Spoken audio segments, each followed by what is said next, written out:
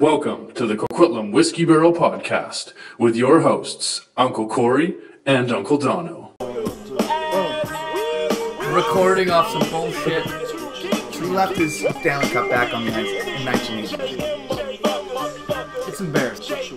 Let's give Corey a round of applause like you were the fucking service staff at a wedding. Who shot you? Separate the weak from the obsolete. Week 13. You know what's good is that that's become your thing. The popping of the can. The fans love it. Well, I know Kurt really likes when he can hear that we're drinking. He really gets excited about that. What's the noise of opening up a bottle of vodka, though? It's nothing. It's this. He likes this. Mmm. He can hear the ice. The twinkle of the ice. Yes, he knows I'm having a sip when he can hear the twinkle of the ice. We're back where we feel most comfortable. Of course. We got out of that frozen tundra. It was a frozen tundra. Wherever we were set up by the commissioner to fail for some reason. Mm-hmm. But back in the Wendy Law Studios where it's nice to be, and we're at week 13. Yeah, week 13, last week of the regular season. And and the race is tight. It's the tightest it's ever been. This season across the board, though, I feel like in most of my leagues, I'm 6-6, I'm 7-5, I'm 5-6, and I'm still not out. And usually by now, you got a pretty good idea that you're out or not. And this one, it's too close to call. But what about your boy Matt Lauer? Oh, Jesus. We're not even going to go there. I'm over this whole thing. What's the thing? I was saying it today, and there's two sides of the coin, right? It's maybe, it took one woman to stand up for everybody else to give them the confidence to come forward and say, you know what, this is wrong and this shouldn't have happened, and that's and if that's what it's doing and it's empowering these people, then great, because obviously some sketchy shit's going on in Hollywood, and sure, we can't stand for that. Yeah. Now on the other side of the coin, playing the devil's advocate. Oh, please, can't wait. Is it starting a trend where something might have happened 5 years ago that was kind of ho-hum and maybe it wasn't, and then all these women are saying something and maybe making some money, maybe I can say, oh, he looked at me kind of funny when I was wearing a low-cut whatever top. Yeah. You know what I mean? So where's the scale? I know when it becomes a witch hunt, it becomes a little, it seems like everything all at once is a little bit crazy, but who knows, if these women have the things happen to them that they say they do, then yeah, fuck all these guys. Yeah, they're assholes. Get them the fuck out of here. I was surprised that they fired him instantly. Like immediately. Like usually there's a little bit of due process, but there must have been some, like, someone came forward with some proof and just was like this, and they're like, no, that's it. I just know you're such a big fan of him. I don't know what that means. but I'm like, okay, so they played this thing on the radio or on the news, something, I can't remember what it was, and it was an interview with Katie Couric and Matt Lauer. Yeah. And they're asking Katie, they're like, what's the most annoying thing about Matt? Oh, yeah? Okay. And she starts kind of like, oh, there's nothing really. Like, I don't know. And she starts kind of giggling and goes, oh, you know what? Sometimes he pinches my butt too much. And then everyone laughs. And she's laughing, and Matt's laughing, and the audience is laughing, and everyone's having a good time. Yeah. And so then it's like, okay, well, now, that was 5 years ago. Now, will she come forward and say, yeah, he pinched my butt, that asshole. Get him the hell out of here. Well, you were just laughing about it, and whatever, and thinking it's fine. So, and that was only 5 years ago. Maybe it was acceptable then. Not that it was, but it was, it was swept under the rug. And now to come back and be like, yeah, I don't know, right? Yeah, I know. It's just things change in the world. It's tough. I think that what you summed up with is right. If these dudes did this, what is reportedly horrible shit, although we're supposed to have due process. It's supposed to be, you can't just accuse people and everybody lose their jobs and or go to jail. But that being said, if these dudes are doing terrible shit like that, fuck them and get rid of all of them. Yeah, like, let's see some guy from some dumpy company that has 10 employees get fired for something like that, right? I don't need to see the big name guys. Right. Like, is this all that people are coming out for? Like, is there money involved? Is there money? I don't know. I have no idea. That's I can't what I'm comment saying. On that. Right? Are they suing them? Is that then become a lawsuit? Or is it just, hey, you just ruined this guy's life because he grabbed your butt 5 years ago and now you're upset about it and everyone's coming out about it, so now you're whatever. It's such a touchy subject, though, because you don't know what happened or even what the accusation is. So, hey, might have pinched my butt 5-6 years ago versus closed the door and implied that I would lose my job and, sustenance for my family if I didn't let him touch my butt. It's a completely different... Totally. Right? Yeah. So that's an awful way to start the podcast. But thanks for throwing me a bone there and really trying to sewer me. But I think I navigated the sketchy waters and came through. I think sometimes we're gonna have to talk about stuff that's not football, and so I'm just gonna try to interject with those as much as possible. That's the first 10 minutes of every podcast, but it's usually lighthearted. Oh, okay. I mean, I don't think our female listeners appreciate that because there's got to be some out of the 200. There might be like 3. Moreover, I don't think that what you said was inappropriate. Why? What happens when I slap you with a lawsuit for always talking about my wife's inbox?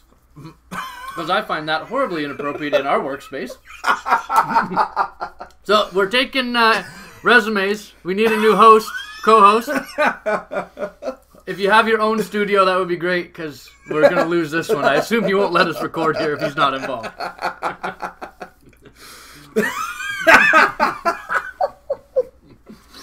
Oh, all right. It comes back full circle to bite in the ass. So anyways, big matchups. Lots of tight matchups. Very excited about it. Well, we'll say we want to thank Mrs. Commissioner for hosting us last week and letting us use their house. As always, it's always a great time when the boys get involved. We had a lovely post-Thanksgiving dinner with the fake Mr. Pay. I don't know who that guy is. Yeah, he's the other Pay. He's not real Pay. He's just a chef. He's like a skinny, tiny, shitty version of Pay. He was happy to see us. He always had a smile on his face, but he's confused. We were way too aggressive. We came in way too hot, way too liquored up, and we demanded way too many things. Yeah.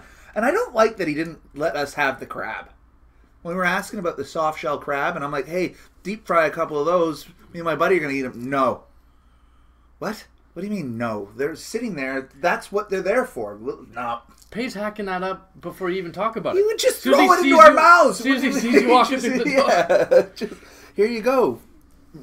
Get down to business. Anyway, we had an exciting episode. Hopefully you guys enjoyed it with our 12 guests or whatever we had. It was aggressive. I don't know if anyone made it through, but yeah, we're not. I'm sure you probably did. Because we got our dedicated loyal listeners. It was trade deadline day. Some moves were made. So we'll talk about those. And we're coming into the last week. So it's playoffs or bust. And there's only one team that doesn't have a chance to get in. So we're down to the wire, kids. Now let's talk about the team that doesn't have a chance to get in. Team the French. Now, what are you going to say? No, Team the French is out, but he could play spoiler this week. He's got Team Big Daddy. Okay. Who's trying to get in the playoffs, so he could very well play spoiler. So he's still very much involved. Yes, which is great. But where did he fall off? Let's see if he's the only team that hasn't made it. So he's 4 wins, and nobody else has 4 wins? Everybody else has more than 4 wins? You have to have 6 to have a chance of getting in. Okay. You need to have 6 at this point in the season. Or you need to at the end 6 of the year. At the end. Yep. Okay, to have a chance. Okay, so what does he got here? He's got Cam Newton, Tevin Coleman, Alex Collins, Alshon Jeffrey, Michael Thomas, Gronk, Devonta Freeman. Eagles D. I mean, that's not a bad team. There's nothing above 20 except for Alex Collins, but he's a recent starter. He got 12 points last week. Like, you're not mad at that. That just looks to me like tough luck. You know what I mean? That's just how the cookie crumbles sometimes. I think it's definitely a little bit of tough luck. It's a little bit of kind of, he's been riding the Tevin Coleman, Devonta Freeman train all season. Yeah. But it's Paul. He doesn't make moves. He made one move with Sully. And it was like the biggest thing of all time. Right. In which he got true. Michael Thomas, who's arguably his best wide receiver. And by arguably, I mean he is. So... So he made that move, but he traded Ingram for him? I can't remember. I can't remember. Who knows? Yeah. Well, either way, Paul, hopefully you play spoiler this week. Actually, I do usually like Brad in the playoffs because I like to meet him and beat him at some point. But better days are ahead. I mean, see you next season. I don't know what else. Thanks for coming. Thanks for listening, and we'll catch you in August when we do the draft. Oh, I gotta open the phones. Sure, open up the phones. Okay. So that leaves us with 7 teams fighting for 4 playoff spots. Okay. Now the 3 teams, that have a leg up on those spots are Team Big Daddy, Team Oakland Reindeers, and Team 86 Ron Rigo. They're the front runners right now. So because they have 6 wins and most points. not most points. But see, this is a week where you're almost not playing your opponent. You're playing to put up the most points you possibly can. Because you could still lose this week, but on the points for scale, still make it into the playoffs. So dress your best lineup. If you need a ton of points, take a risk.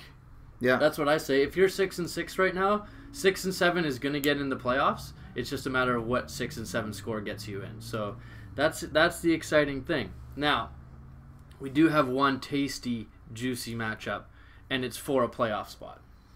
Oh, head to head. Head to head. Oh, I like this. Team Bounty Hunters and Team Find Me at the Galladay Inn. Oh, wow. Now, I shouldn't say that. Sorry. Team Bounty Hunters, a win gets them in because of that tie. They'll be 6-1, not 6-7. Which is a better record than 6-7. Okay, right. Team Find Me at the Galladay Inn, if they win, will be 6-7, but then it comes down to points. Now, the good thing for Team Find Me at the Galladay Inn, of those teams trying to get in, they have the most points for right now.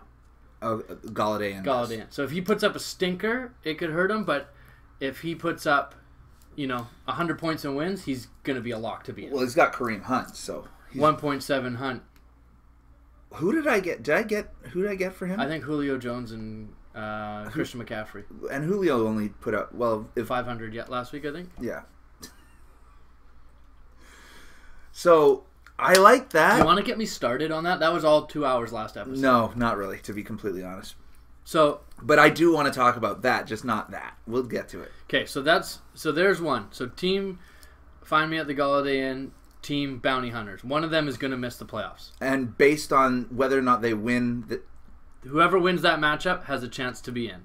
Okay. Whoever loses is out. Okay? That's what I mean. Okay, so there's two teams out of the playoffs. Or as Conor McGregor would put it, someone's out has got to go. Okay, hold on. Let's preview that matchup then. That's an important matchup. Where are they? Okay, here we go. It is a very important matchup. It's for the playoffs. Who do you like? Lose or go home. Okay, $5 on this. You want to make a board bet? Yeah, me and you. Where are our projections at here? Let's see what we got. Okay, projections. They're projected to do. It doesn't even show there. Why would it? This is the full box score, and they don't want you to know. Team Nightingale, Team Bounty Hunters, 100. Team Find Me at the Galladay Inn, 104. Okay, so nice and close projections. All right, it's a toss up. Let's dress down Team Nightingale. He's got Alex Smith at the Jets. Okay. Not mad at it. No. Not mad at it. But you're not mad at or you just want to go his team? We'll go his team. Okay, we can go across. I like going across. Yeah, sure. Kirk Cousins at Dallas. I prefer that. I think Kirk Cousins wins that matchup. Yeah, except I don't like how Alex Smith has been playing, but I also don't like Thursday night matchups. They've been stinkers all year. Mm-hmm. Except for last week, it's been embarrassing. And you don't like Thursday night matchups when they're on the road, especially. Yeah. So, might want to rethink Kirk Cousins, but does he have an option? No, he doesn't. And are there any quarterbacks on the wire? They're absolutely not. Why? Because I have all of them. Because you have none of them at the same time. They're all garbage. Anyways, continue. So, where do we go advantage here? Okay, I will take Kirk Cousins. Okay, we got advantage. Team Find Me at the Galladay Inn currently. Mm-hmm. Now we've got Team Bounty Hunters, Lev Bell and Todd Gurley against Jordan Howard and Kareem Hunt. The powerful Kareem Hunt. So it's easy, Lev Bell and Todd Gurley. I'll go on a limb and say Lev Bell and Todd Gurley in those matchups there. Yeah, okay. Now we've got... Although Jordan Howard is at San Francisco, so he might get 400 yards. He'll make up for the lack of points from Kareem Hunt. Mm-hmm. That's for sure. Well, yeah, okay. I mean, I'd probably start Jordan Howard and Tariq Cohen if I was Team Find Me at the Galladay Inn, but that's just me. Take a risk. You got to win. You got to score points to get in. I take Tariq Cohen over. We'll get there. Mm-hmm. Continue. Wide receiver matchups. Chris Hogan, should he play? And Des Bryant versus Brandon Cooks and Jamison Crowder. I like Cooks and Crowder in that one. He's kind of coming around. He's hit or miss, right? So we'll see. He's got that stack with Kirk Cousins there. Brandon Cooks is 17 or 5, but you'll take that in the matchups of New England wide receivers. I'll take Brandon Cooks over Chris Hogan, and Des Bryant has been snooze fest this year. I've got him in a league, and I don't know what to do with him this week. I'm considering benching him for guys I shouldn't be considering benching him for, but that's where I'm at there. Okay, so Find Me at the Galladay Inn. Yeah. So now we go into tight end matchup. Julius Thomas home against Denver. Jared Cook at the Giants. Now the Giants are terrible against tight end. So is Denver. So this is a matchup of flyers. Yeah, that could be a push. That I'd call it a push. I mean, Julius Thomas, I haven't paid any attention to him. Classic tight end, 6'4", 6. You're hoping for 5 points. Yeah, and Cook, as of late, again, I own no Cook. 0.33 and a bye, but before that, 14. So this is a push. It's a push. Okay, now we go to the flex spot. We've got Alfred Morris against Matt Forte. If Forte plays, I don't know. I think I'm taking Alfred Morris. And now, on his bench, do you like anybody else better? Corey Davis, Tariq Cohen, Jack Doyle, Marlon Mack. Finally going to get a start on somebody's team? I would be watching just in case they finally decide not to start Frank Gore anymore because, come on, let's move on. I'd probably go Cohen over Forte just because they're playing at home against San Francisco. Should put up some points. Mm-hmm. On Team Bounty Hunters, a couple wide receivers to choose from. Nelson Aguilar, Jermaine Kearse, Danny Amendola. He's got bench spots, so he could actually pick some people up. I don't know why he hasn't yet. But if Hogan's not playing, he's probably sliding in Amendola. Yeah. So then do you go Aguilar over Alfred Morris? I don't think so. But again, the Thursday nighter, you don't love that. So, I don't know. This is a close matchup. This is closer than we would have thought it would have been, considering Hinton was, he was at death's door just a few weeks ago, and he's fighting. He's fighting hard. I tell you what, though. I think it's a no-brainer if you swap out Kareem Hunt for Christian McCaffrey and you swap out Matt Forte for Julio Jones. Oh, it looks a lot better, that's for sure. Yeah. Yeah, I'll concede that. Yeah. At that point, I'll concede. All right, so we're giving the win to... It's $5. I'll even let you choose. God, it's tough to go against Lev Bell and Todd Gurley. That's just tough. But Alex Smith at the Jets aren't any good. This is a tough one. Okay, I'm gonna go hard in the paint and only because of the. Oh, God damn it. It was going to be the Steelers D over Cincinnati, but he's got the Rams against the Cardinals. Who's that, Gabbard? Is that who he's playing against? Yeah. Sunshine Gabbard. The blonde golden locks of Blaine Gabbard. Wow. Okay, well then I'm going to have to take Find Me at the Galladay Inn because of Steven Gostowski, the classic kicker. All right, so as we break down our... That's super close, so I'm not super confident either. Of course not. Okay, so that would leave Nightingale team the Bounty Hunters out of the playoffs. So let's cross him off our list here. That doesn't mean he's out. We're trying to break this down and see who's going to make it and see who's going to miss it. Okay. Now that would put Hinton at 6 and 7. Mm-hmm. He's on. Like I said, he's got the most points for right now by. Second most points for. So he should be. That should be a lock to get in. Okay. Because 1, 2, 3, 4, 5, 4 of these 6 are going to get in. Okay. At this point, right? Okay. Odds are Hinton will be in. Okay. Which is great. So we've got him in. Hinton being in the playoffs isn't. It's not good for equal anybody. Great at all. No, not good for anybody. The next matchup that we want to look at is Team Little Hands versus Team Colt Strong. No. Colt Strong needs a win. Win and in, lose and out. Somebody's has got to go. Somebody's has got to go. Got to go. So who we got here? We got Colt Strong and Mikey Fanuff, Little Hands, the commish. Mr. Burn Your Potato Skins. I know. I'll talk about how I'm bringing potato skins to the table the entire day and then burning the shit out of them. That's recorded as well.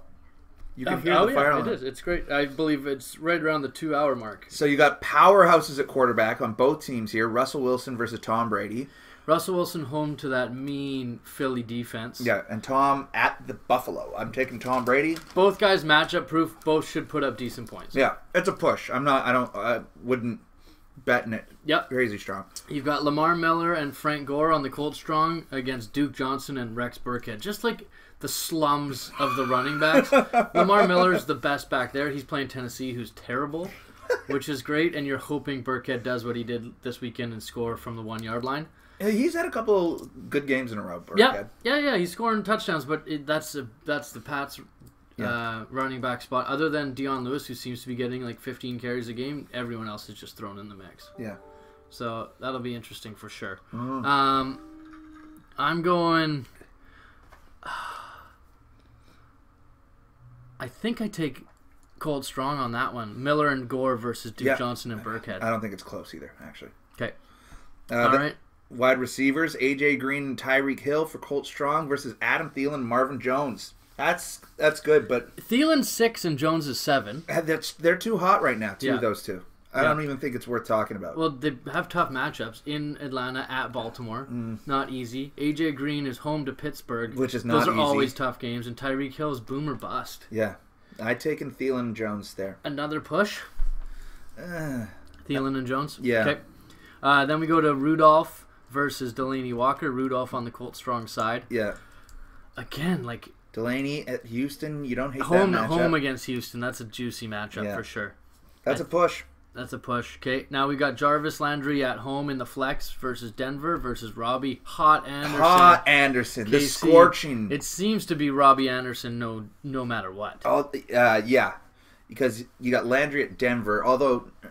Oh, Talib's out, but that doesn't mean that much against Denver right now. I mean, stopping the pass is kind of the only thing.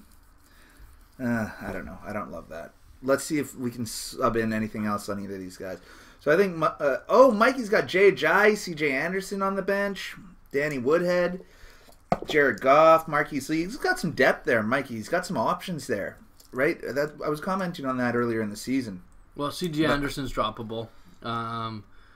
Charles Clay's not going to swap in for Delaney Walker. Nope. You're hoping on a big play from Ajayi, but so you're doing the same with Duke Johnson. Yeah. I don't. What about T.Y. Hilton? Any interest there? Drop him. Drop him. Jamal Williams, Green Bay. You're playing this. Is Ty Montgomery playing or not? That's the game you play, right? Mm-hmm. If Ty Montgomery's in, I don't know if you play either because who knows who's going to do what. But if Ty Montgomery doesn't play, I'm taking Jamal Williams and I'm over Frank Gore. Over Frank Gore, for sure. And maybe over Landry. I might put him over Frank Gore regardless, to be honest. Sure. And I don't hate Corey Coleman. He's getting lots of targets. So, jeez. This is another close. Oh, except Mikey's starting the Falcons D against Minnesota, who aren't giving up any points to anybody. And Kurt's got the Raiders. Oh God, who are just fucking terrible. But he's playing Geno Smith and the Giants. Oh yeah, so you don't hate it. You like that matchup better. When the waiver wire hit today, I was looking for the Raiders defense. I guess it's my choice. Are we doing $5 each? We'll do $5 for the winner. I don't know. No, let's do it each. Each way. Okay. Pathetic. Okay, you go ahead. This kills me to say it. I don't even want to. I go Team Little Hands. Excellent. I was going to take Colt Strong regardless. I don't bet against Kurt LeBranch. It's the former co-champ here. That was going to be an easy bet. Sometimes you have to bet with your heart because even if your wallet loses, you're still happy. It's the same way that I always say, 7 leagues, it doesn't matter. But if the Pats lose, then I'm bummed out. Yeah, so you're betting against Tom Brady is basically what you're telling me. No, I'm betting against Mike Phaneuf. Tom Brady.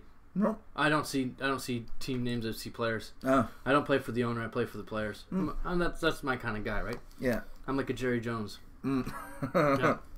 I like AJ Green. Okay. Fantastic. I was seeing there. I like Frank Gore. I liked him when he was on the 49ers. 12 years ago? I fucking hate the Colts, so I can't cheer for him now, that's for sure. His name's Team Colt Strong. Yeah, I'm looking at the owner's name, not the team name. So you keep waffling back and forth as to who you're really cheering for, as a casual football fan, I don't expect anything less from you. Yeah, that's fair enough. All right. Okay, so if that holds true, because I picked first and I picked Team Little Hands to win, that would put Colt Strong out of the playoffs. Okay. But win, and it looks like he's probably in. So we're still undecided here. We still got spots up for grabs. All right. Next up, it's Team the Prius versus Team Danimal. You think they can hear me chewing? I hope they can. You've got these Ruffles, mozzarella, and marinara chips. And your reviews? They're great. I didn't have any gabagool today. It was the most Italian thing I had in the house. And where did you purchase those Ruffles, mozzarella, and marinara chips? Wasn't that Hills Have Eyes? Wasn't that on our way home? I believe that was in the Inner Lakes. Somewhere Somewhere between Lac de Roche and Bridge Lake. Yeah. In the middle of buttfuck nowhere at a gas station. Yeah, and I haven't eaten them. So I opened them. They're fresh. They're good. Now, they're better than most because they're not overwhelming. Sometimes you get the ones like barbecue ribs and it just tastes like salt. And I'm a salt guy, but I don't just like to eat smoky salt.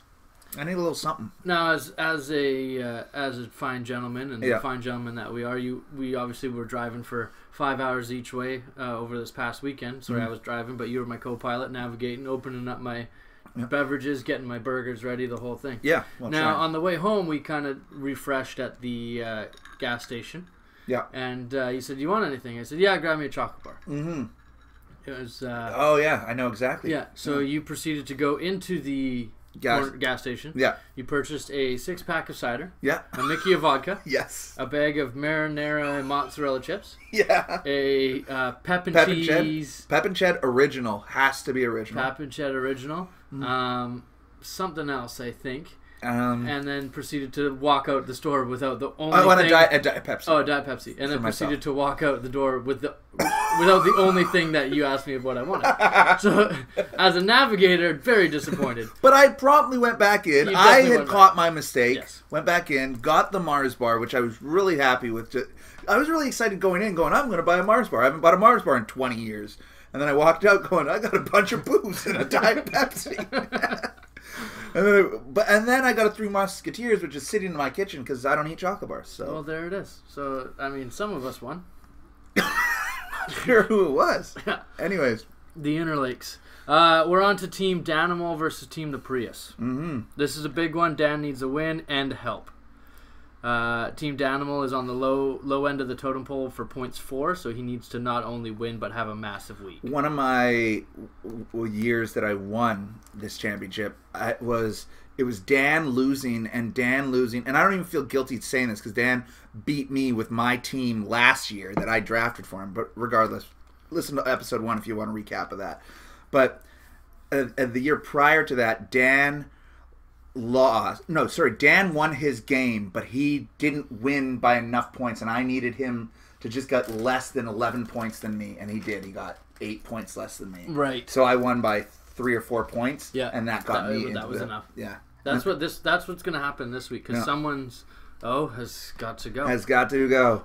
But you never know. That's assuming that the commissioner doesn't just fuck this whole thing up by changing all the rules last minute, doing whatever it is he wants to do. Which he may, just to make sure that you and I play each other in the first round. Every year for the last 3 years. Yeah. So we'll break this one down. Team Danimal, we've got Roethlisberger at Cincinnati, Carson Wentz at Seattle.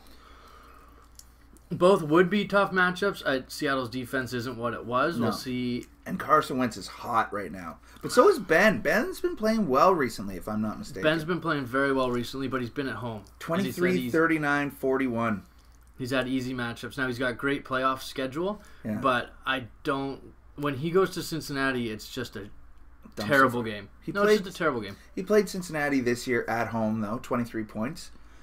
I mean, the road, you don't... But his last road game, he got 23 points. Against Indy. Yeah. I don't know. I take Carson Wentz. I think Carson Wentz is a must start. I don't think it's close. Yeah. So now we've got Jonathan Stewart and Kenyon Drake. As we are going through these teams, I should... Because I got fucking ripped apart about all my trades last year. Like, when we were talking about Mike's team, 3 of his starters, including Tom Brady, I gave him. Right. So Carson Wentz, who we both just went hard for... I gave him to Team Prius for Doug Martin. I wonder who won that trade. Anyways, let's continue to running backs. Now we've got running backs Jonathan Stewart and Kenyon Drake. Who I also gave to Dan. Both of them, actually. Versus Orleans Darkwa and Leonard Fournette. Is Fournette going to play? I gave Fournette to Amit and Brad, too. So here we go. Just more players that people are benefiting from my trades. Is Fournette going to play? Yes. And he's playing... at home against Indy. If Fournette is going to have the end of season like we expected him to, because he's got a terrific matchups coming up, this should be one of his early season showings. This should be one of his, when was the last time he had a monster one? 19.5 points, 30 points, 20 points, 13 points. Like, he should be in the 15-plus range. Now, he's played Indy before. At Indy, and he didn't actually play. Well... That doesn't show that, but we'll go with he put up 0 points. 0 points. Okay, that was last. Well, that's because Indy's such a staunch defense. We'll see if Kenyon Drake can carry the load with Damian Williams out. But you like that for him. Absolutely. As a Danimal owner, he's You're happy excited about Kenyon that. Drake. Yep, for sure. So I still probably am going to lean towards Team the Prius on the running back matchups. Yeah, because of Fournette there. Sure. Okay. Now we've got Funchess and Josh Doxson on the Team Danimal sides versus Antonio Brown and Doug Baldwin. Antonio Brown has always had tough games against Cincinnati, but he's almost matchup proof. And it's Monday night. His tough game is going to be 10 points. Do you know what I mean? Like, it's not... Yeah, no, his tough game is 8 to 12. And moreover, another factor is where do you stand on this when it comes to fantasy football? Dan's got Ben Roethlisberger, and Amit and Brad have Antonio Brown. Who would you prefer if they're going to go off? Like... Are you one of those people that believes, I'll negate the points for my opponent if I start their quarterback or I start the wide receiver against them? I'll go wide receiver or running back because the wide receiver is going to get more points than the quarterback. Based on when they combine together, right? If Ben Roethlisberger throws Antonio Brown an 80-yard touchdown, he's going to get a lot more points. Like Antonio Brown just did 32 points. Following up a 34-point game. Jesus Christ, that's huge, eh? And Ben got 39 and 41. So that negates. So if you add Carson Wentz and Antonio Brown versus Devin Funchess and Ben Roethlisberger. It's a no-brainer. Yeah.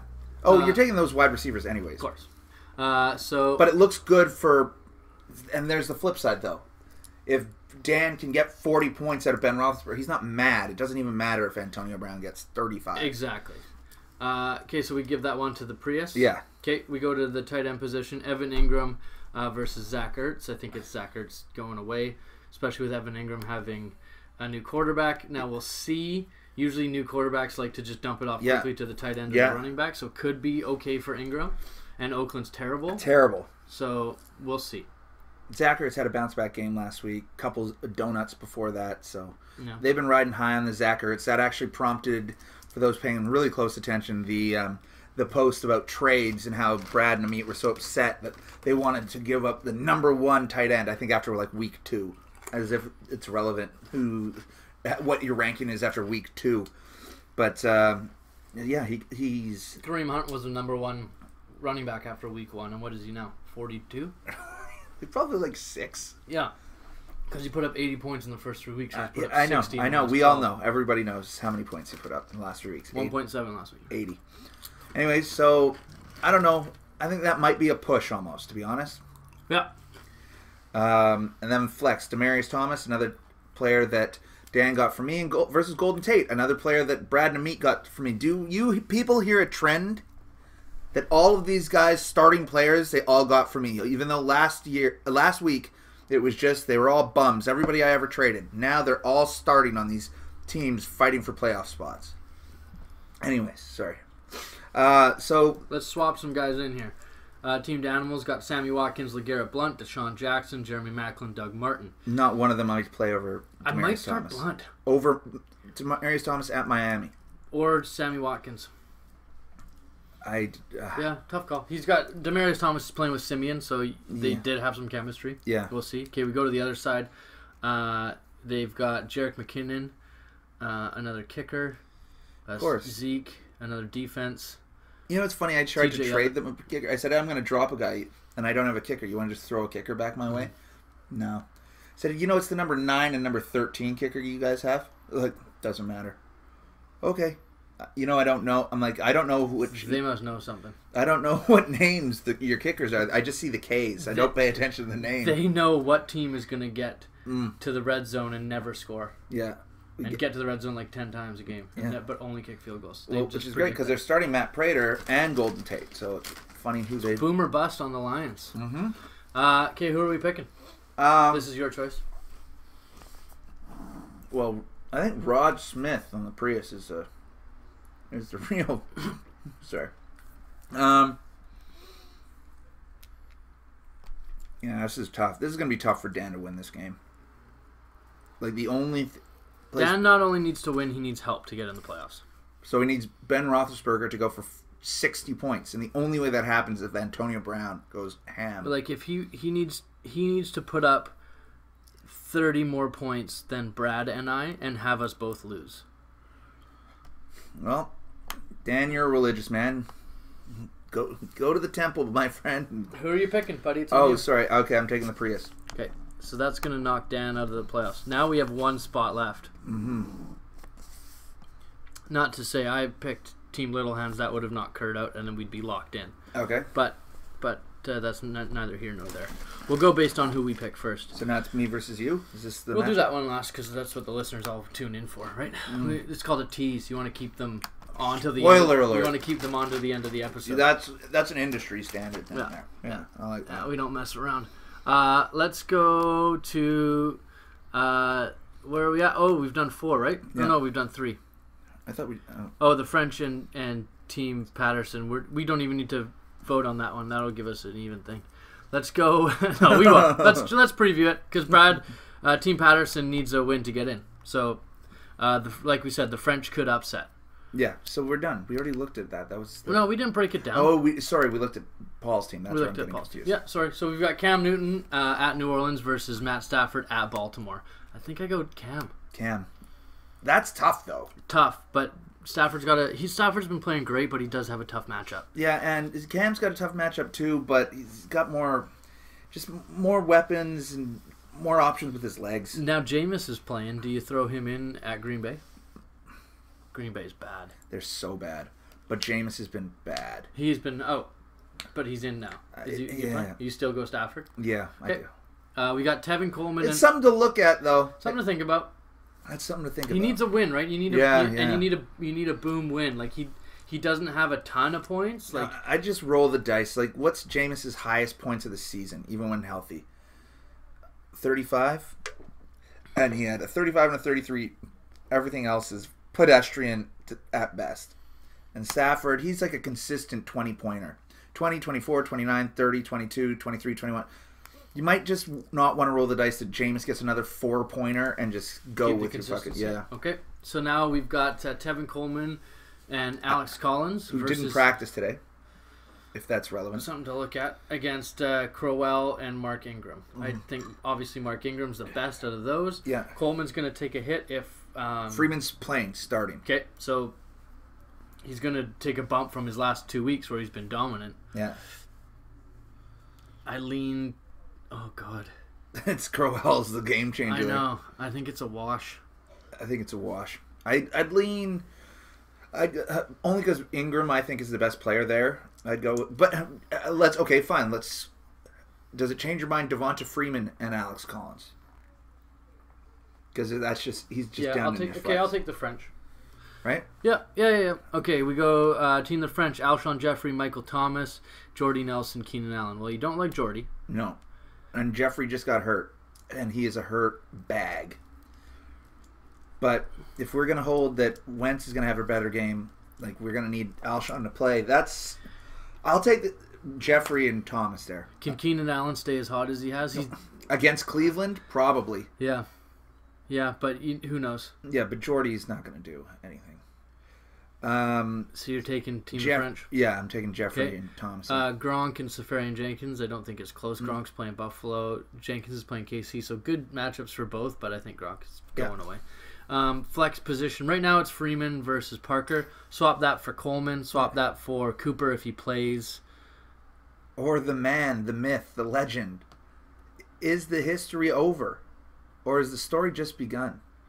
Does Josh Gordon He's never played a game sober, so I don't know how he can be good. I don't know if he's going to be any good sober. Because he was great when he was drunk and high. I love Team French. He's not even in it anymore. Just swing for the fences and throw in the chosen one. Hasn't played since 2014, but this is his time. It's been his time.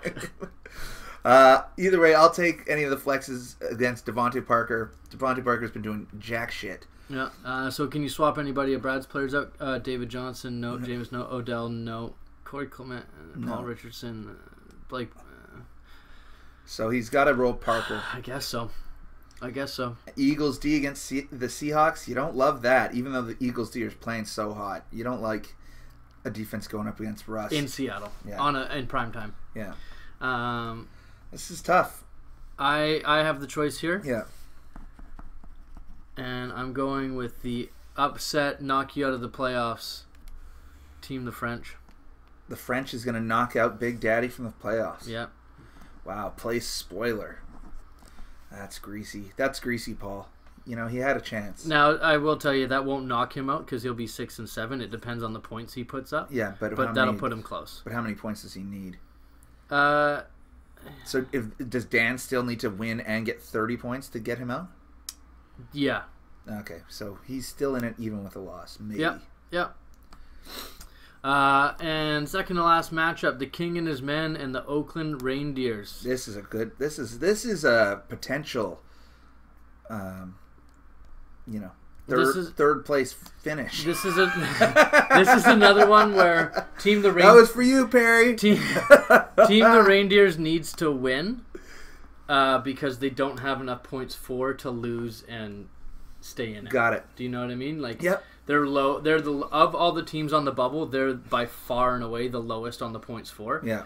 Like, if they lose, they need someone else to put up less than. They need to be 50 points more than somebody else. Like, it's not a question. Yep. So it's, can they win this game? It's win or go home. All right. And that's where Team Rangers has been at. What has he won his last 2 weeks? Like, he's been.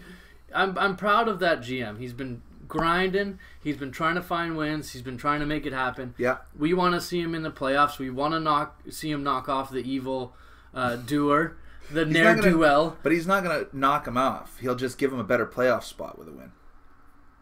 No, if the Reindeers wins, he'll give the King and his men a worse playoff spot. Oh, sure. Yeah. So let's break it down for you. Drew Brees at home to Carolina. Phil Rivers at home to Cleveland. I go hat home Phil Rivers over Cleveland because Phil Rivers is hot and Cleveland is fucking terrible. And Drew Brees has old reliable Ingram and Kamara to just hand the ball off and take him home. So I agree with you on that one. Sorry, I'm just a little too low for the names here. Oh, pardon this interruption. Drew Brees is on a team. Funny that you should ask or notice. Corey, yeah. What team name is he under there? That's the King and his men. Oh, yep. Owned by Perry. So has Perry traded Drew Brees? What are we, week 13? Week 13. No. All right, and that was this week, and has Perry traded Drew Brees? That's also the conclusion of has Perry traded Drew Brees as we passed now the trade deadline. Yes. And wow. 13 weeks strong. Here we are. From draft till now, I'm going to trade him, I'm going to trade him, I'm going to trade him. Wow. Never traded him. Wow. 4th round pick. Would we have drafted two quarterbacks just to trade Drew Brees and never did it. And starting against Phillip Rivers, who we just called for the win, who went undrafted. It's glorious. Wow. Absolutely How glorious. How far we've come. Week 13, who thought we'd make it? Who thought we'd make it? Drew Brees killing the game. Okay. Latavius Murray and DeMarco Murray. Battle of the Murrays. The Murrays. The two-headed Murray. Yeah, versus Marshawn Lynch and Carlos Hyde. I'm going the Murrays. I'm taking the Murrays side of this. Houston's garbage. Latavius Murray's getting 6 touchdowns a game. Marshawn Lynch is... I'd like you just to look at the matchups, though. He's playing the Giants and Hyde's playing the Bears. So don't say matchups because they all have juicy ones, except for Latavius Murray.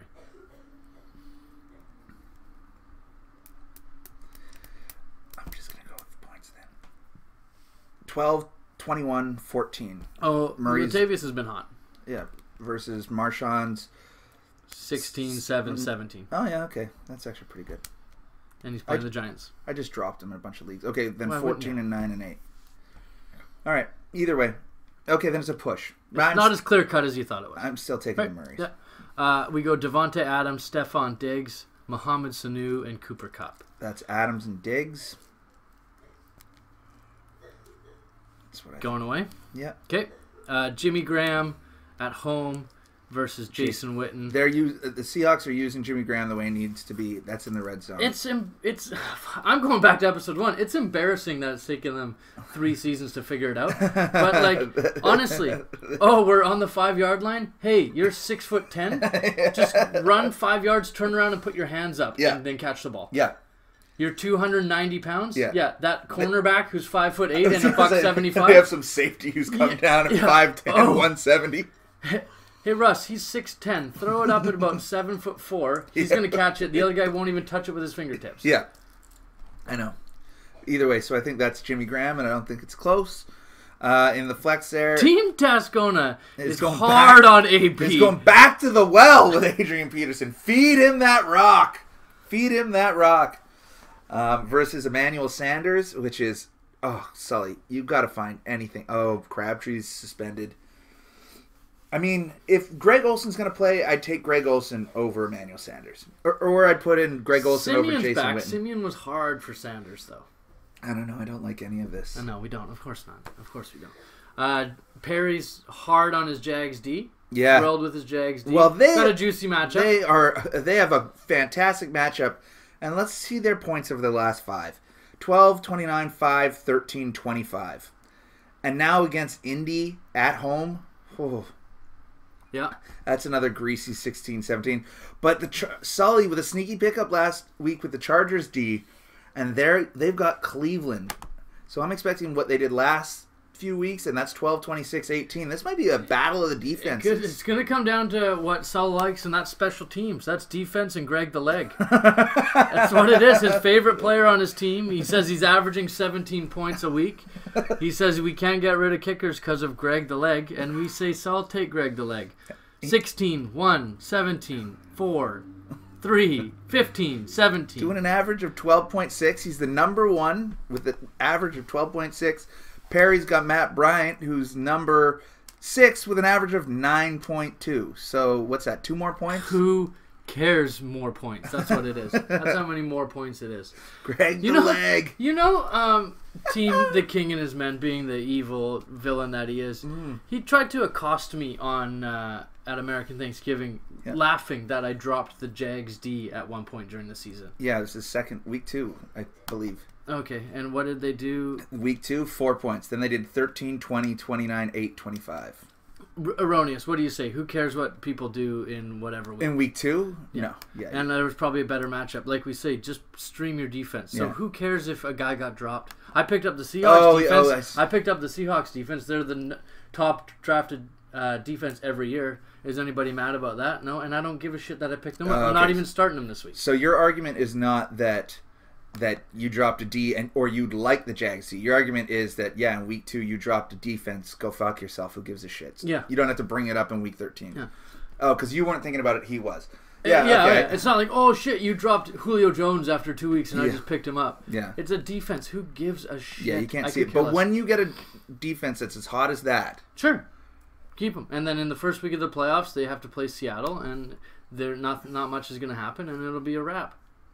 Yeah, but then they have Houston and San Francisco. So yeah, but when you lose in the first round of the playoffs, who cares what you've got? Well, he's got the Vikings D, who are playing Carolina. You don't like that. No, of course. He hasn't set himself up for success. But he's got healthy scratch Mike Gillislee. So we're happy about that, for sure. All right. It's your turn to choose. I don't know where I'm at. I'm so far down the rabbit hole of good versus evil. This is a winner go home for Oakland Sully. Reindeers. Yep.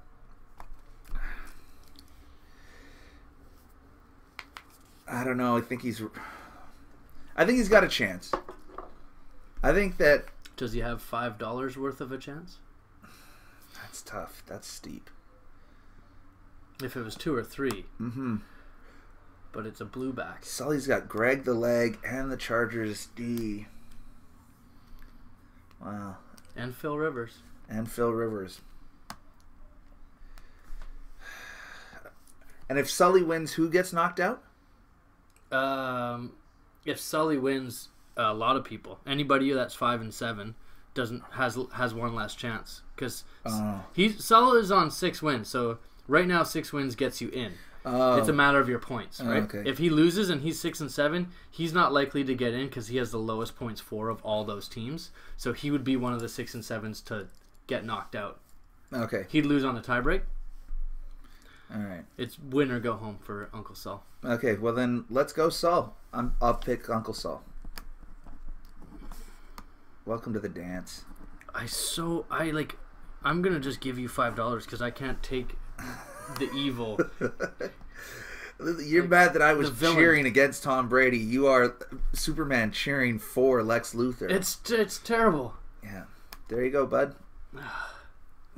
You should text him. Let him know. No, he can call in. The phones are open. He's here. We're live streaming. That's true. The phones are open, relatively quiet. Well, after all 12 of our guests came on last week, I assume there's not much to ask. Yeah, you know what? Moreover, I think that we usually do this a little bit later. Some of these guys are probably still working or on their way home from work or stuff. Who cares? Okay. We come down to what everybody's been asking for. That's all they've wanted. We wonder if this has been fabricated too. That in final week 13... We always play each other in the last week. And what always happens... I beat you in week 13. Yep. You beat me in week 14. Yeah, which is what's so I win the one that doesn't matter. You win. So I'm hoping for the reverse. No, not gonna happen. I'm gonna throw this match, if only just to make sure. Just to keep it consistent. Nobody get weird. Nobody gets I'm starting tricky. Chris Ivory. I'm starting. Yeah.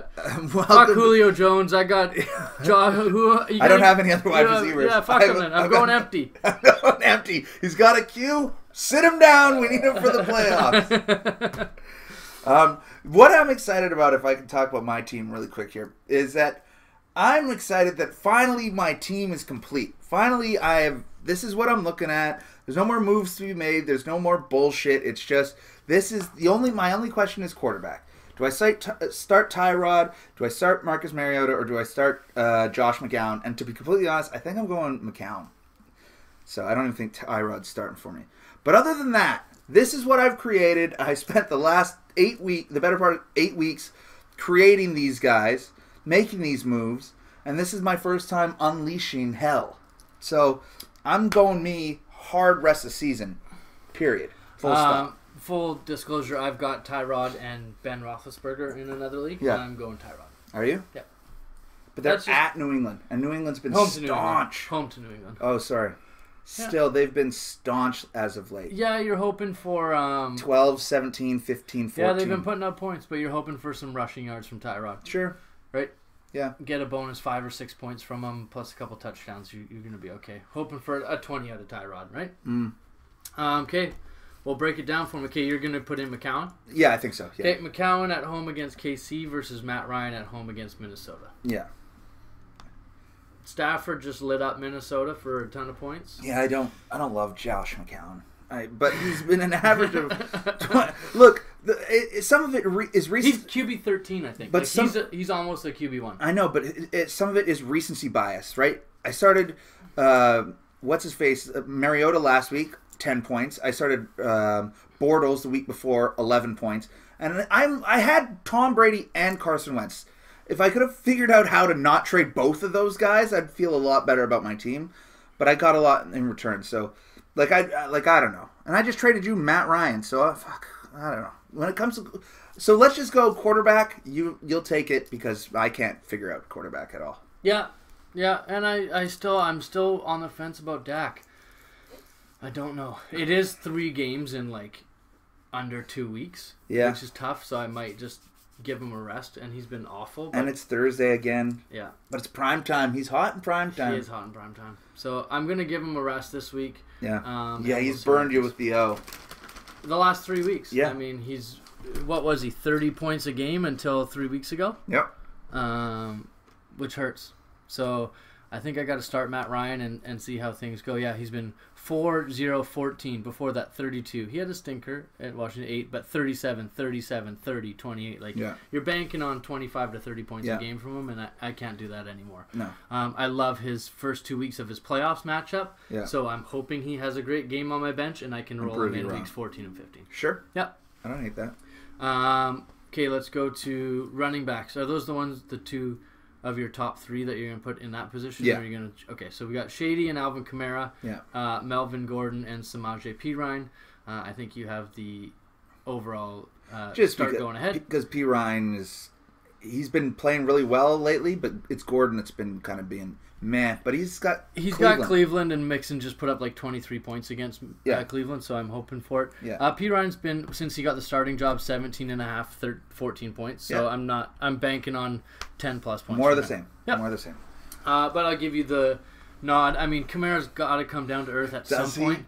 Does he? I know. Should we look at his points? Because I wasn't allowed to start him last week. And what did he get? You were allowed to 31. Look at these points from this bastard. And finally he's ready to go. Finally he's getting the start.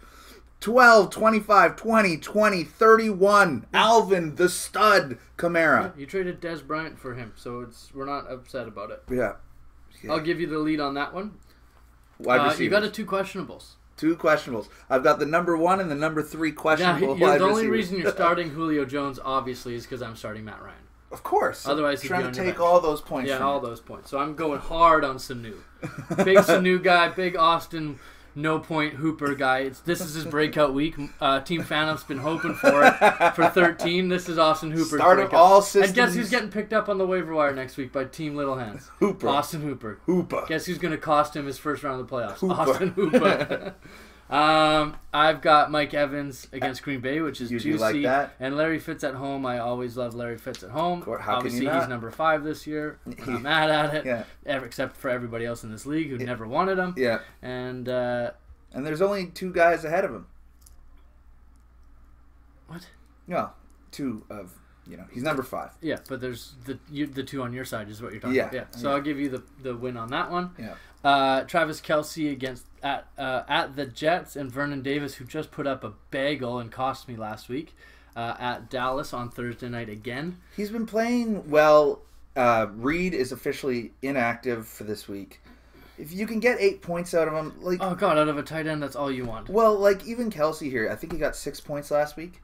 3.8, 10, 14, 20. He's been going of the way of the Chiefs, which is not great. I like his matchup, and I'm just hoping, again, if I can get 7, 8 points from him, that's all you want. That's great. And then we've got, in the flex position, you've got Christian McCaffrey. I've got Dion Lewis. It's a battle of the scatbacks. The battle of the scatbacks. I'm very happy with where Dion Lewis is at these days. I'm not sure if he's going to be my flex. I'm not sure if he's going to fit into one of the running back spots. I'm not sure if Zay Jones is going to sneak his way in there. We'll see. Yeah. We'll see.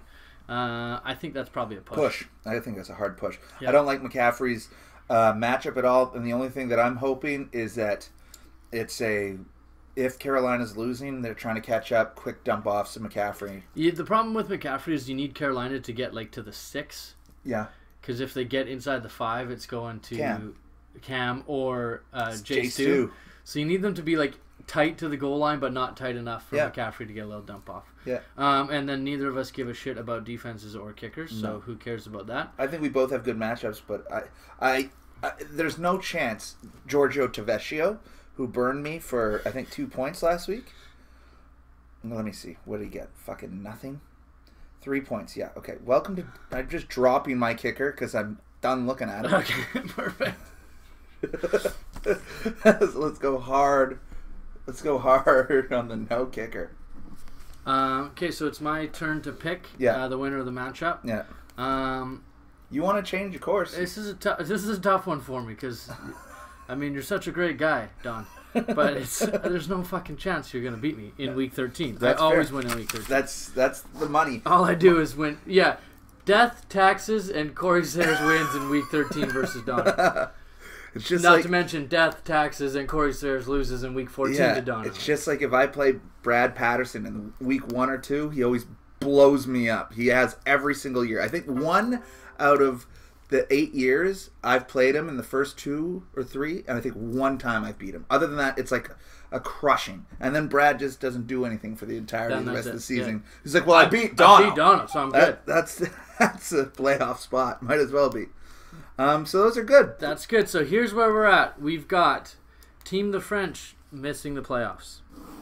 Team Danimal missing the playoffs. That's a heartbreaker. Team Nightingale missing the playoffs. That's a heartbreaker too. Now we need to pick out one more. You've got Team Colt Strong at 5-7.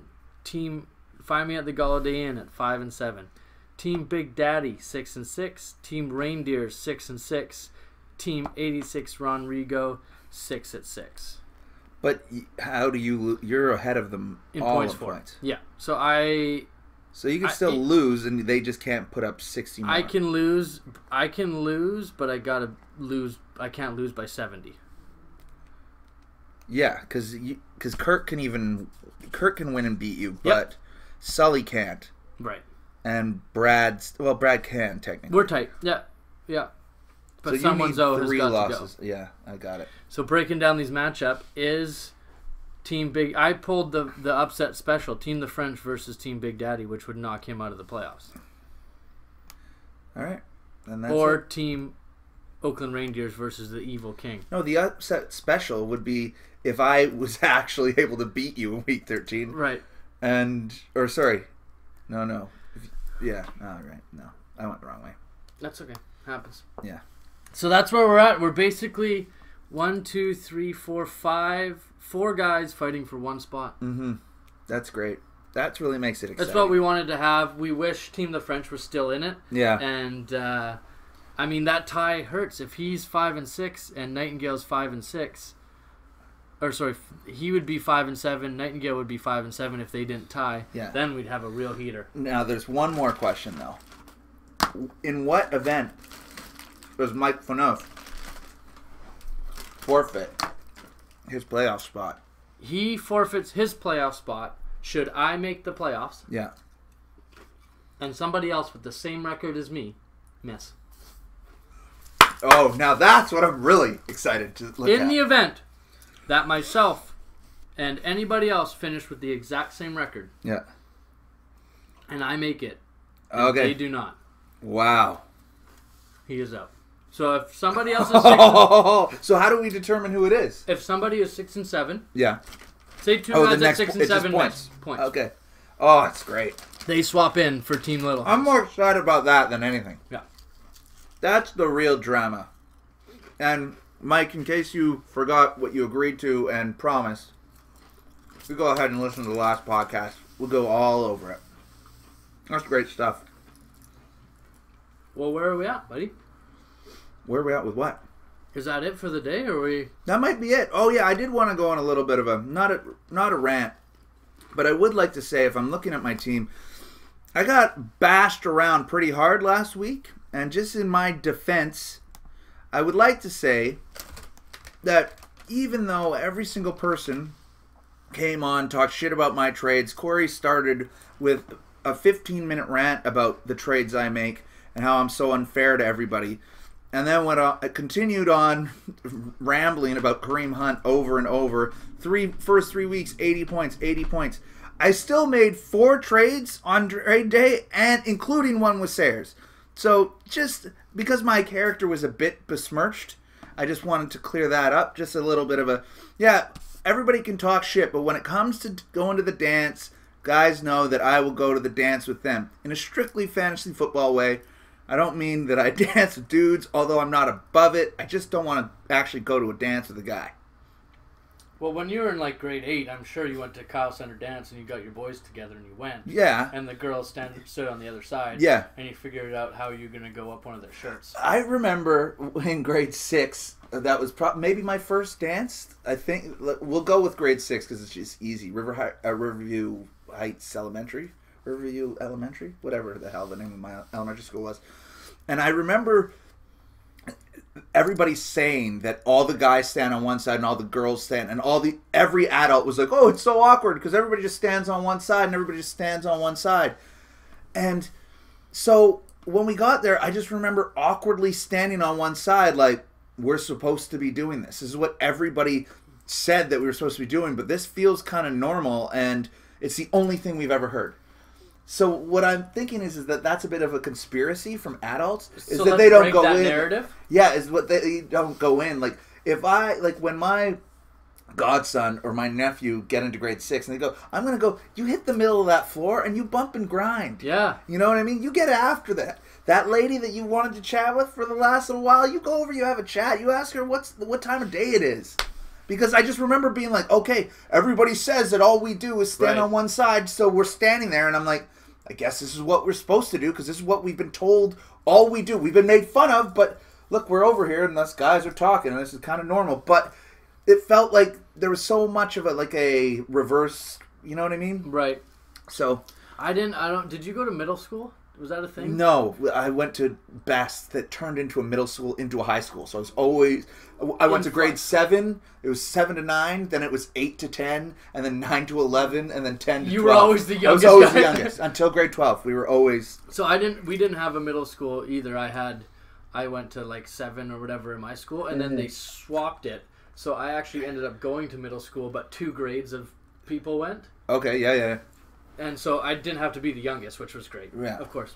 But that's when we started doing dances, because it was a whole big thing. Yeah. And people would ask other people to the dance as if like your mom wasn't just dropping you off. Oh, yeah, and then her mom wasn't just dropping her off, and then you just standing and not talking to each other the whole time. And you had to do that. That's what it was. Yes. And then it was like, oh, hey, and then you try to awkwardly see if she would kiss you on the cheek or something. Yeah. It's a whole, like, I want to go and watch one day to see the Okay, that's against the law. We're bringing it full circle with the Matt Lauer thing. No, I know what you're saying, because it is super awkward. It's just, I don't ever remember. I was never that dude. I know my buddy Keeg was always about dancing. He'd get in the middle, he'd put his visor on sideways, and I was like, maybe I could dance like that, but that looks ridiculous, so I'd try to dance like that, and then I was like, am I trying to be too much of a dancer? And I don't like dancing. I really don't like it to this day. And then even when you get to the age where it's like, okay, everybody's just going to dance with whoever's around, and you dance with that chick that you barely talked to and you went to school with her for 5 years, but you're in love with her because you're really close and it's the end of the night. But none of it that I remember is positive. I think I kissed like maybe 4 chicks in the 15 dances I went to, and none of them were anything other than we're just dancing, so I guess we're going to have to do that now. And super awkward, especially as young teenage guys, which is whatever. My biggest issue was I'd always get into a good rhythm with Rough Riders Anthem remix, blasting, and I'd finally get my groove going, and then DJ hooks on Truly Madly Deeply. Like, there was no flow, so immediately I'm trying to bump and grind, and now I gotta awkwardly slow dance, and then right back into Da Rock Wilder. Like, give me something here. That's true. I know what you're doing, but you're up and down. Yeah, there's no consistency. No. It should be more of the time of night than it should be like, oh, let's bring it up, let's bring it back down. It should be more like, hey, now we're gonna bring it into the 8 o'clock or 8:45 kind of thing. Oh God, no! Dances started at 5 when it was light out, and the lights were all on. I don't know. I wasn't. I think the last 2 dances I tried to go to, I don't think I was allowed in because they had breathalyzers at the front. Right. And I'd just been boozing in Mundy Park the entire time. I don't think I ever went to a high school dance because we would just go booze somewhere. Yeah, I'd get root beer should we go? And we'd be like, no. And then we'd get to the door and there'd be like a cop. We'd be like, well, gotta go, and turn around. What was the dumbest thing you drank when you were like 16? When you couldn't drink and you didn't really know what to drink, so you're just like, like someone booted for you, like, get me this or get me this. Well, root beer schnapps that's a real thing. That's a true story. What was the weirdest? We used to always drink OE because we just were hard as fuck. Yeah. And Friday was like choke it down, you mean? Oh, yeah. Choke down OE. But 2 OEs. Yeah. 2 40s, and they were good price, right? You get 2 for like $9. Right. What would be the weirdest that I mean, probably root beer schnapps. I remember one time it was New Year's, and we decided to make what's that Kahlua with milk? Paralyzer? Is that a paralyzer? Yeah, paralyzer, yeah. Oh, and we all got super sick because we drank like 4 liters of milk and like a bunch of vodka and Kahlua. So root beer schnapps is the dumbest thing I can remember. Was Zima a thing? Did I ever have that? I feel like that was fake. I think that's like an American made up thing. Speaking of the milk thing, I remember being at we used to do like a soccer Christmas party. We'd all try to drink like Christmas beverages, which was fucking stupid. Like, let's just drink beer. We're not idiots. Yeah. So like I'd bring like some peppermint schnapps and some hot chocolate and drink polar bears, and then somebody else. That's good though. That's delicious. But then one guy drank like a 4 liter of eggnog with rum and just everywhere. So after like the first one, we decided, hey, let's like not try to be too. We'd wear Christmas sweaters and try to be classy. Yeah. And like, but it's like, hey, let's just get beers. We're not fucking idiots. Yeah, because it's too much mix. It's like if you're drinking rum and Coke when you're like 15, it's like you have to drink 4 liters of Coke just for every ounce of rum because it's too powerful. Yeah, because it's too powerful, and then it's just a headache city. So my worst. I went to the fireworks, the downtown fireworks, one time with my brother and his friend, and his friend was a like bearded brown guy. This is still in high school, so I think they were 16, 17, but you could get beer no matter what. Walk in the liquor store, walk out, no problem. Love that. Love that. And I wasn't a beer guy when I was like 14, 15. I didn't like it. Okay. So he buys a 8 tall boy John Smiths. England. What's a John Smith? Beer? Is that a type of ale? Yeah, they don't sell it here anymore, but it's an English beer. Okay. Anyway, so we're sitting. I didn't really like beer, but he had a tall can. He's like, "Here, you want a beer?" We're sitting there watching the fireworks. I'm like, "Yeah, well, I'm not drinking anything. I might as well have this." And it wasn't bad. Okay. I didn't hate it. So he's like, "Yeah, it's because it's dark. That's why you like it, because it's dark." As if you say to a person who doesn't like beer, "You're gonna like this beer because it's dark." It's dark. Yeah. Like I should have been fed a Corona with a lime. Yeah, not 100%. a fucking dark ale. Yeah, yeah. Right? So you're gonna like this red wine. It's really, really dry. So he says I've never had one before. Just You'll love it. He instills this in me, and all of a sudden I think I'm just a fan of dark beer.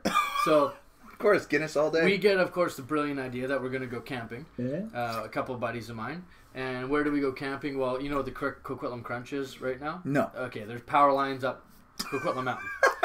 Everybody listening is like, yeah, of course. Yeah. Not a fucking clue. No idea. It didn't exist when we went there, but we're like, we're going to go camp here. Well, really, we just went outside behind my buddy's yard, like 20 feet away from his house. Yeah. Just pitched a tent on this empty space, right? That's great. Anyway, so I need to get a beer. So at this time now, my brother's able to get me booze. And I'm like, hey, get me something I can drink straight, like something to shoot. Yeah. And get me like some dark beer. Yeah. Great. I want a little bit of both. Yeah. So he comes out with a 2.6 of Sourpuss Raspberry. Oh, God. And a 4-pack of Guinness. Oh, of course. Something I can drink straight and something to some dark beer. So I'm back and forth drinking sour Raz out the bottle and warm sour Raz and warm Guinness. I dusted the 2.6 of sour Raz and like I think I got through one. I'm like, this tastes like an ashtray. It's terrible.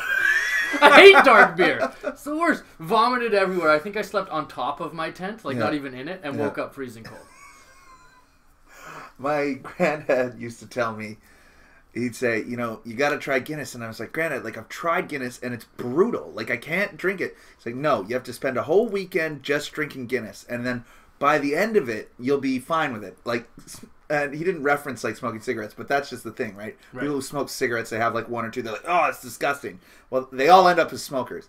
But, so I remember the first time I drank Guinness that much, it was St. Patrick's Day. And I got an 8-pack. And I got through like my 7th, and it was early. It was like 7:30, and I was like, wow, look at me, I'm killing this Guinness, just like no problem. Like everybody thinks that they can drink Guinness, but nobody can drink Guinness like me.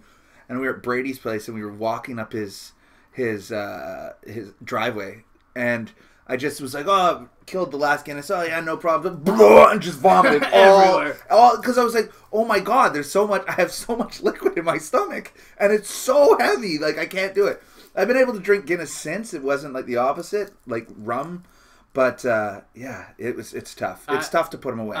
There's two things I had to do. I had to drink Guinness until I liked it, which took me quite a bit. That's what I'm saying. You just got to power through. You do, and then you'll get there. And now I love it. Oh, and Caesars are the same way. Yes, Caesars are the same way. I just wanted to drink Caesars for no reason other than I wanted to drink them and hated them, and I just powered through as many as I could, and now I'll drink them no problem. To all of our international listeners, because I think there's a couple, they see us drinking Caesars and they have no interest in it. And if you explain it, you sound crazy. It's just tomato juice with some clam juice in it, and then you got a rim with celery salt. They're like, what the fuck is celery salt? What is clamato juice? Why do you need pepper? And why would you add Tabasco and Worcestershire sauce to you know what I mean? Like but I think that's like everything. I think every culture has some sort of drink that is just kind of fucking backwards. Like an Aperol Spritz. Or a Campari and soda. Or a Negroni. Hey, Italy, you got anything hard to drink? Not wine? Yeah, we got lots of bitter shit. Like really, really bitter. You into just like trees and dirt and bark mulch? That's Aperol Spritz, baby. It's everywhere over there. Yeah. They advertise it like it's the gem. Yeah, I'm still trying to reach, but I think root beer schnapps was the only thing that I bought that isn't normal. Like that. Like, yeah, peppermint schnapps. But me and Wendy buy peppermint schnapps now to make like Christmas martinis sometimes. Sure, yeah. But I've watched some weird people drink weird stuff. I've watched people drink an entire bottle of Bowls Blue and throw that up. Oh, see, I can't. I've watched someone drink an entire bottle of Amaretto and. Oh yeah, I've done that. Yeah. That I've done, but even then, I'd rather Excuse me. I'd rather amaretto than root beer schnapps. When we thought we were all part of G Unit in grade 11 and 12, all we would drink was Alizé and Hypnotic. Well, that's actually a decent drink. Like, that's like taste-wise. Warm, straight out the bottle. It's terrible. Oh, well, yeah. Mikey was drinking it the other day, but with soda and on the he's ice. a high schooler. He is a high schooler. Big-headed, short body. Yeah. Always the prom queen, never the prom king. Not even the line. But it's so good.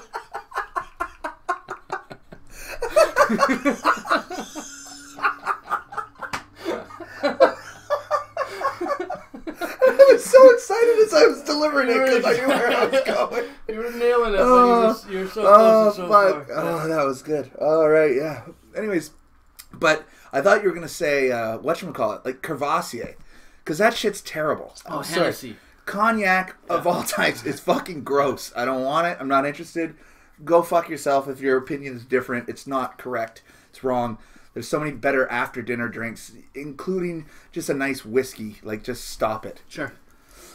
All right, I think that's good. Yeah. Well, welcome to. Well, we're the whiskey. But we got to figure out something to talk about in the off season. So, I guess booze it is. High school drinking. Our high school endeavors. Where do you get booze? What kind of booze do you get? Where do you drink it? How much do you need? Because you always think you need more than you do. And you always drink way too much. Hey, ever thought of just getting a 6-pack? Because that got you shit-faced.